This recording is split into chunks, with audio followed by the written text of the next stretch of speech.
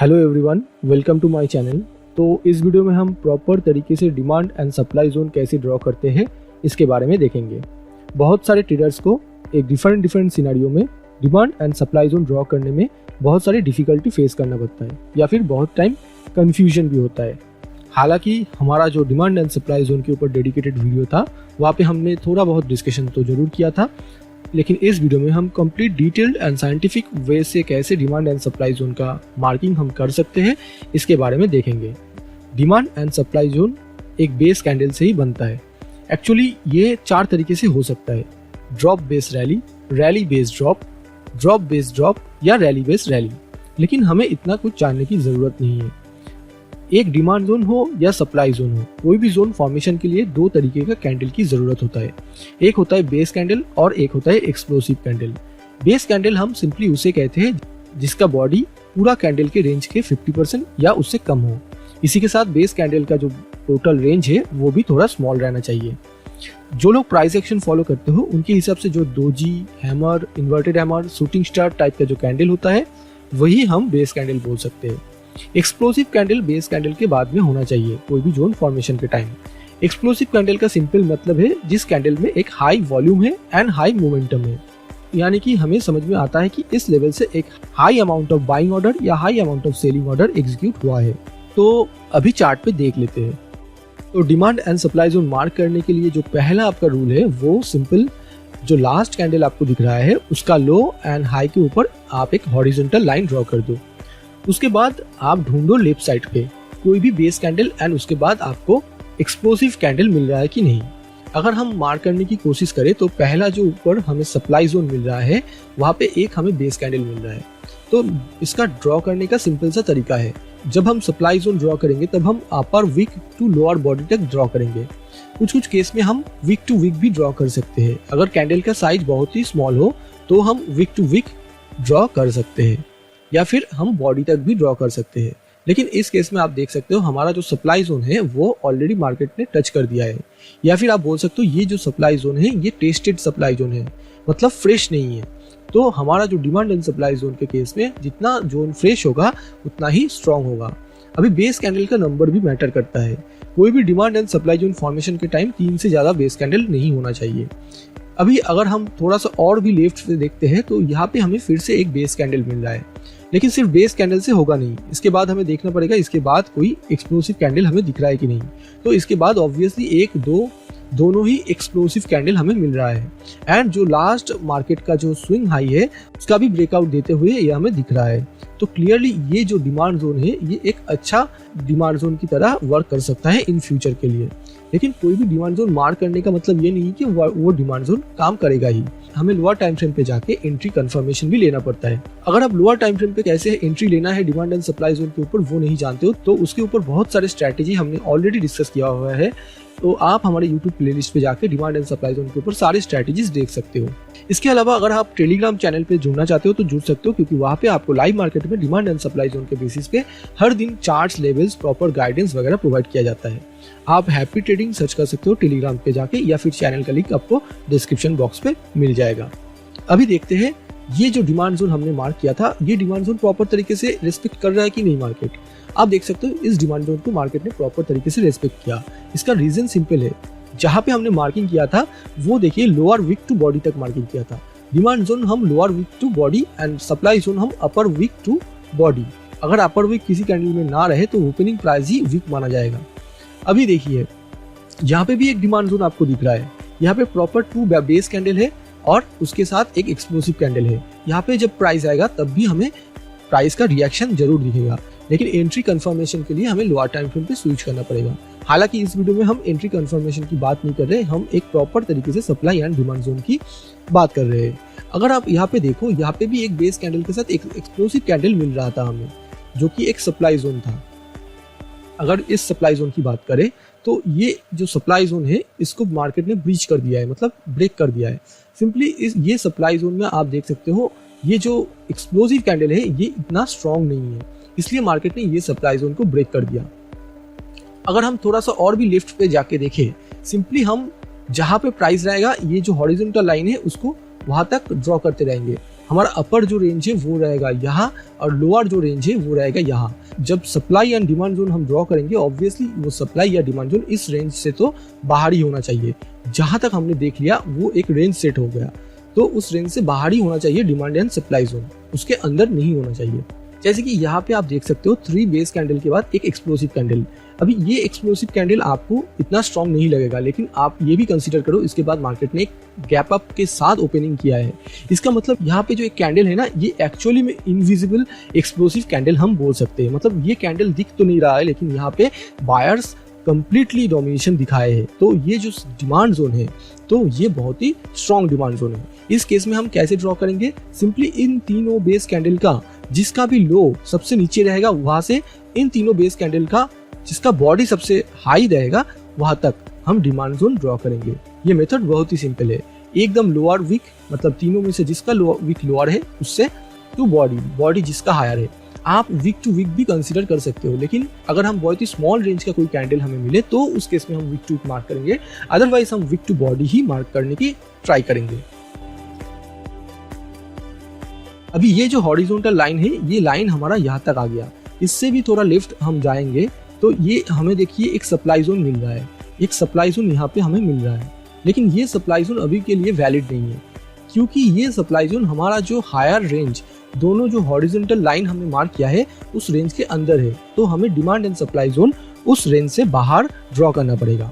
तो अगर हम फिर से देखें तो यहाँ पे भी 2 बेस कैंडल आपको मिल रहा है। सिंपली लोअर विक से इन दोनों में से जिसका भी विक लोअर हो वहां से अपर बॉडी तक हम डिमांड जोन ड्रॉ करके रख सकते हैं, क्योंकि इसके बाद भी हमें एक एक्सप्लोसिव कैंडल मिल रहा है।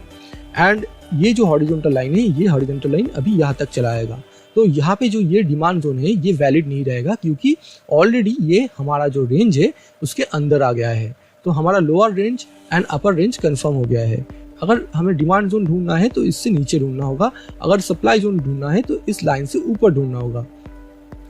तो यहाँ से इससे नीचे फिर भी हमें बहुत सारे डिमांड जोन मिल जाएगा। देखिए यहाँ पे भी एक डिमांड जोन मिल रहा है, लेकिन इसमें एक प्रॉब्लम क्या है, ये जो लेगिंग कैंडल है मतलब ड्रॉप बेस रैली, ये जो रैली के पहले जो ड्रॉप है ना ये पिछला वाला कैंडल का लो इसके नीचे है। इन दैट केस हमें जो लोअर वीक है वो पिछले वाला कैंडल के लो को ही मान के चलना होगा, और बॉडी तो इसी बेस कैंडल का बॉडी को लेके चलना होगा।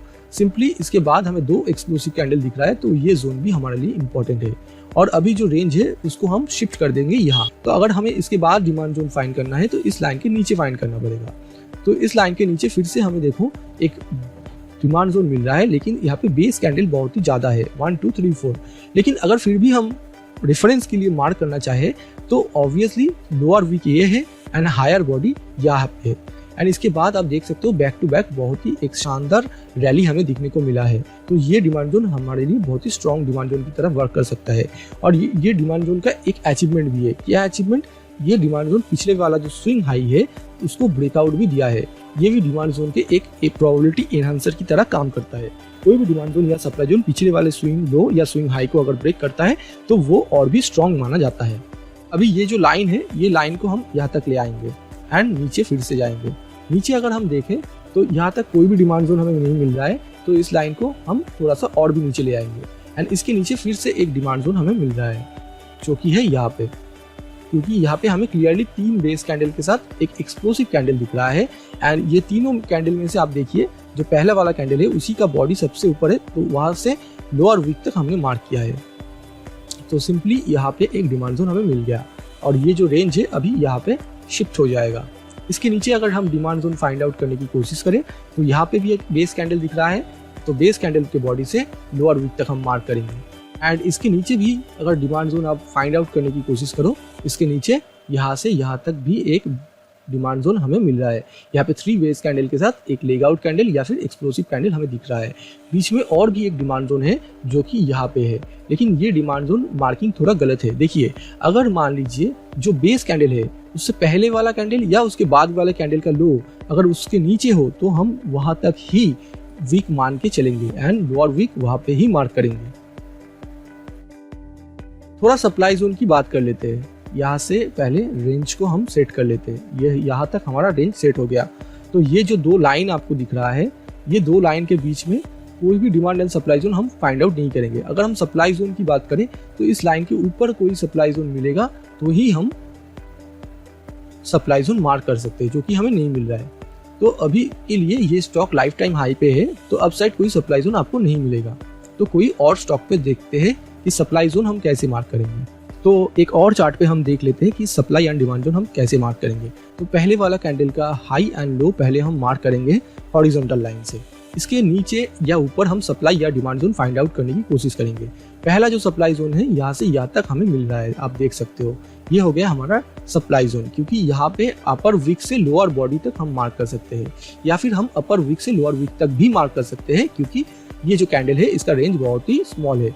अभी हमारा जो अपसाइड वाला हॉरिजॉन्टल लाइन था उसको हम यहाँ तक स्विच कर देंगे एंड इसके ऊपर कोई भी सप्लाई जोन फाइंड आउट करने की कोशिश करेंगे।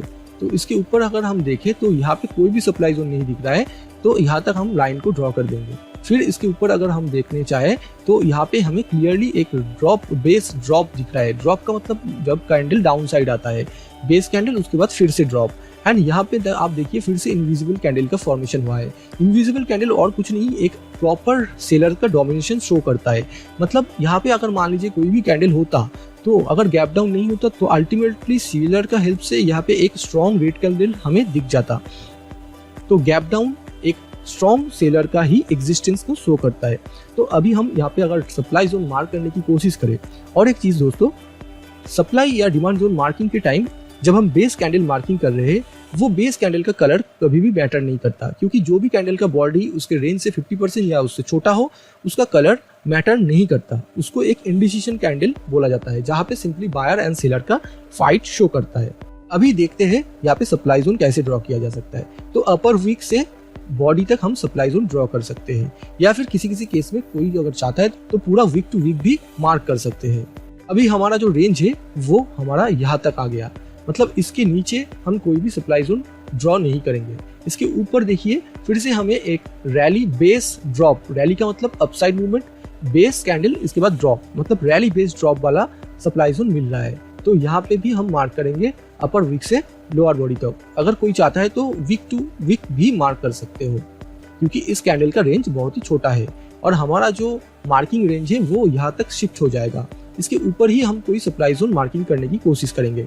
तो ये जो सप्लाई जोन हमें दिख रहा है 3 बेस कैंडल के साथ, ये सप्लाई जोन भी हम मार्क कर सकते हैं। लेकिन इसमें एक प्रॉब्लम है, ये जो कैंडल है इसका हाई ये बेस कैंडल के विक से ऊपर है, तो हम जो सप्लाई जोन मार्क करेंगे यहाँ तक हम स्विच कर सकते हैं। तो ये हो गया हमारा सप्लाई जोन। अभी इससे ऊपर अगर सप्लाई जोन ढूंढने की बात करें तो यहाँ तक हमें कोई भी सप्लाई जोन नहीं मिल रहा है। तो फिर हमारा जो हॉरिजॉन्टल लाइन है इसको थोड़ा सा अपसाइड मूवमेंट करेंगे। उसके बाद फिर से यहाँ पे आप देखिए हमें एक सप्लाई जोन मिल रहा है, तो ये हमारा हो गया एक सप्लाई जोन। लेकिन इसका अगर हम वीक टू वीक मार्क करें तो ये supply zone one kind of tested है। टेस्टेड मतलब प्राइस ने एक बार इस सप्लाई जोन को टच करके नीचे गया है, तो टेस्टेड जोन थोड़ा सा वीक हो जाता है, ये हमेशा याद रखिएगा। नेक्स्ट अगर इस लाइन को अब यहाँ पे शिफ्ट करने के बाद इस लाइन के ऊपर अगर हम कोई सप्लाई जोन ड्रॉ करने की कोशिश करें तो ये हमारा सप्लाई जोन फिर से मिल रहा है। एंड फिर से अगर हम सप्लाई जोन ड्रॉ करने की बात करें इससे अपसाइड पे, तो ये 3 बेस कैंडल के साथ, ये 3 बेस कैंडल में आप देखिए कौन से कैंडल का वीक सबसे ऊपर है, थर्ड वाले कैंडल का, एंड सबसे बॉडी किसका लोअर है, फर्स्ट वाले कैंडल का। तो ऐसे हम ड्रॉ करेंगे एंड ये हो गया हमारा supply zone. And supply zone के बाद यानी कि बेस कैंडल फॉर्मेशन के बाद एक अच्छा खासा एक्सप्लोसिव कैंडल भी हमें दिख रहा है। तो ये सप्लाई जोन थोड़ा स्ट्रॉन्ग है। सप्लाई या डिमांड जोन स्ट्रॉन्ग है कि नहीं ये जानने के लिए हम 20 EMA का भी यूज करते हैं। तो ये वीडियो भी आप देख सकते हो हमारे प्लेलिस्ट पे जाके। अभी सप्लाई जोन स्ट्रॉन्ग है कि नहीं 20 EMA के अलावा और भी कुछ चीजें मैटर करता है। Explosive candle, number of explosive candle.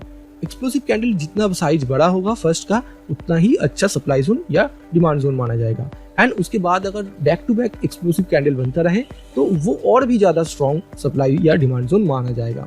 अगर सप्लाई या demand zone last swing high low या फिर लास्ट कोई सप्लाई या डिमांड जोन को ऑपोजिट साइड में ब्रेक कर दे तो उसे भी उसका अचीवमेंट या ऑड एनहांसर की तरह माना जाएगा और वो भी एक स्ट्रॉन्ग सप्लाई या डिमांड जोन की तरह काम करेगा।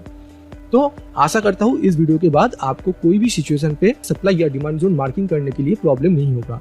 आप एक प्रॉपर साइंटिफिक तरीके से सप्लाई या डिमांड जोन मार्क कर पाओगे। बट याद रखिएगा, एंट्री के लिए हमें लोअर टाइम फ्रेम कंफर्मेशन की जरूरत होगी। तो अगर आपने हमारे वीडियो नहीं देखा है तो वीडियो जरूर देखना, एंड टेलीग्राम पे भी आप हमें ज्वाइन कर सकते हो लाइव मार्केट में proper charts, levels and guidance के लिए। चैनल का लिंक आपको डिस्क्रिप्शन बॉक्स में मिल जाएगा, या फिर टेलीग्राम पे जाके आप हैप्पी ट्रेडिंग सर्च कर सकते हो। तो अगर वीडियो का अच्छा लगा तो लाइक, शेयर एंड सब्सक्राइब के साथ कमेंट भी कीजिएगा, ताकि मुझे भी मोटिवेशन मिलता रहे और मैं ऐसे ही आपके लिए यूजफुल वीडियो लाता रहूं। इस वीडियो में इतना ही, मिलते हैं नेक्स्ट वीडियो में बहुत ही जल्द। Thank you.